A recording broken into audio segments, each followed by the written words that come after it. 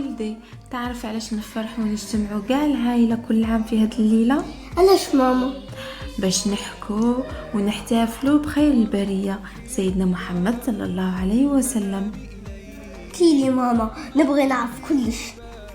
شوف ولدي، قبل ما يتزاد النبي صلى الله عليه وسلم العرب كانوا يعيشوا في وقت صعيب، الظلم في كل مكان، القوي ياكل الضعيف، البنات كانوا يدفنوهم صغار، والكذب والغش كان عادي. يا لطيف، يعني الناس ما كانوش يعرفوا الرحمة. نيشان كانت حياتهم قاسية بزاف، بصح ربي سبحانه ما خلاش الدنيا تبقى هكا، بعث نور ينقذ البشرية. هذا النور هو سيدنا محمد صلى الله عليه وسلم. واو، يعني كي زاد تبدلت الدنيا قاع. واه ولدي، بصح التغيير جا شوية بشوية. بداية كانت ليلة المولد، ليلة مولد النبي صلى الله عليه وسلم ما كانتش عادية، الدنيا بان فيها نور عجيب. في بلاد الفرس نار الماجوس اللي كانت شعلة 1000 سنة طفات وحدها. 1000 سنة؟ بصح هذه حاجة كبيرة بزاف.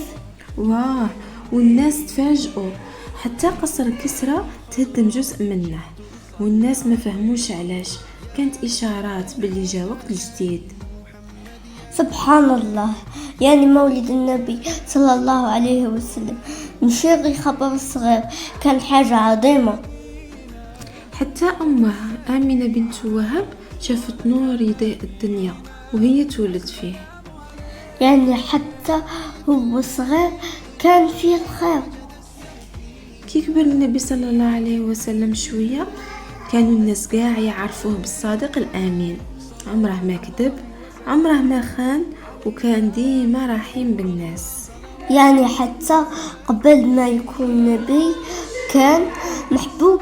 واه ولدي، كانوا قاع يثيقوا فيه، كي يحطوا عنده أمانة يحافظ عليها، كي يحكوا معاه يصدقوه بلا شك. يعني نقعد نتبع النبي كي نصدق في كلامي وما نغش صحابي. بالضبط، هكا تكون احتفلت بالمولد بطريقتك الخاصة. اليوم يا ولدي الناس يحتفلوا بالمولد بالشموع والطمينة، بصح الاحتفال الحقيقي هو كي نطبقوا أخلاق